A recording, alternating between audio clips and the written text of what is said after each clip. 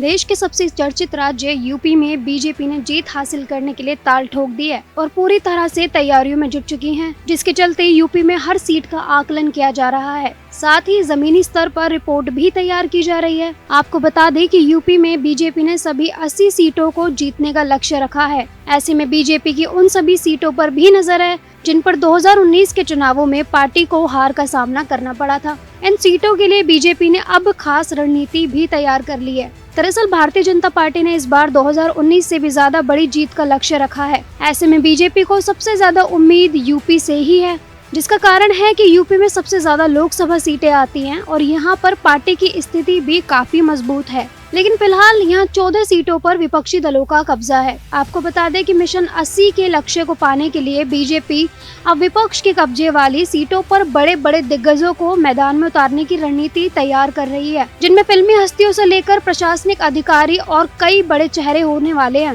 दरअसल BJP in दिनों एक एक सीट पर प्रत्याशी को लेकर मंथन में जुटी है। पार्टी की आंतरिक रिपोर्ट आने के बाद 20 से 30% तक मौजूदा सांसदों के टिकट कटने के कयास भी लगाए जा रहे हैं। वहीं मध्य प्रदेश और राजस्थान जिस तरह से पार्टी ने कई केंद्रीय मंत्रियों और सांसदों को भी विधानसभा चुनाव में उतार दिया, उसके बाद माना जा रहा है कि यही रणनीति यूपी में भी देखने को मिलने वाली है, जिसके चलते बीजेपी योगी सरकार के दिग्गज मंत्रियों, इसके अलावा कैबिनेट मंत्री और राज्य मंत्रियों को चुनाव में उतारने वाली है। सूत्रों की माने तो इस बार यूपी की सियासत में कई बड़े चेहरे चुनावी मैदान में नजर आने वाले हैं। माना जा रहा है कि पार्टी बसपा के मौजूदा सांसदों को भी बीजेपी में शामिल कराकर चुनाव मैदान में उतारने वाली है। इसके अलावा दूसरी पार्टियों के जाने माने चेहरों और जातीय समीकरण को देखते हुए कई नेताओं को भी बीजेपी में शामिल कराया जाने वाला है। साथ ही में मोदी सरकार के मंत्री राजनाथ सिंह, स्मृति ईरानी, पंकज चौधरी, अनुप्रिया पटेल, कौशल किशोर, संजीव बालियान, जनरल वीके सिंह, भानु प्रताप वर्मा, कई बड़े चेहरों को मौका भी दिया जाएगा।